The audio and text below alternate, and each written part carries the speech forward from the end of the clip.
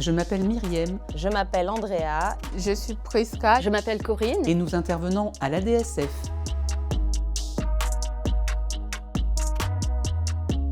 L'association ADSF Agir pour le développement de la santé des femmes a pour ambition d'aller auprès des femmes les plus vulnérables sur le terrain dans le cadre de maraudes et de les faire venir ensuite sur les repères santé pour pouvoir dans un second temps leur permettre d'accéder à des établissements de santé pour une prise en charge à Paris et à Lille. On peut rencontrer des personnes en accident de vie qui ont eu un parcours professionnel et se retrouvent dans une situation de rue ou situation de grande précarité.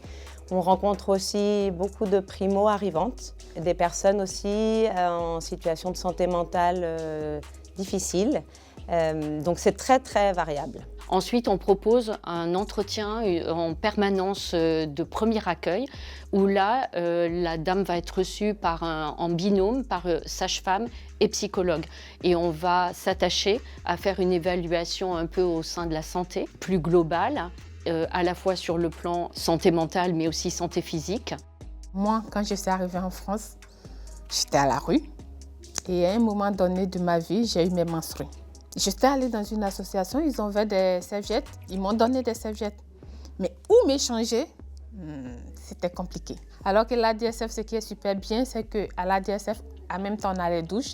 Donc, quand la dame elle arrive, elle a ses serviettes, elle a la douche, elle peut avoir une douche chaude, des habits de rechange. Donc ça, c'est super bien pour les dames qu'on accueille.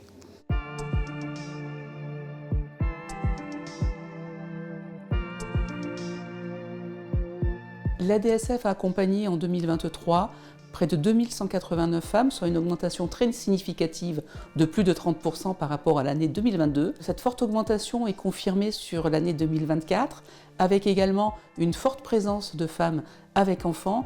Et pour pouvoir accueillir ces femmes au niveau des accueils repères santé et également en maraude, nous intervenons aussi avec une 60aine de bénévoles.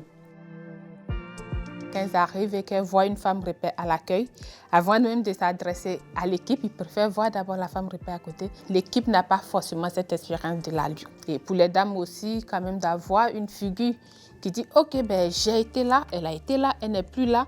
Ça veut dire si je suis son parcours, je peux aussi ne pas être là. Donc, raison pour laquelle on a vraiment voulu être ces femmes repères pour parler au nom de toutes les femmes qui sont dans la rue.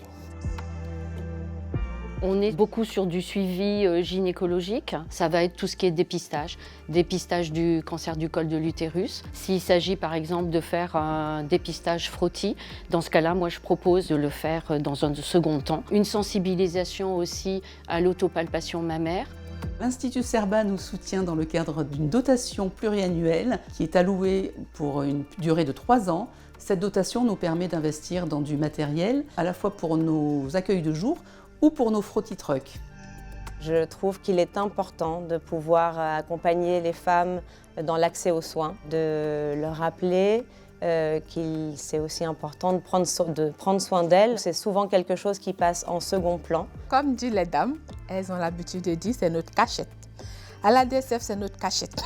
Donc, c'est comme ça, nous, on s'est dit entre nous, c'est la cachette des dames.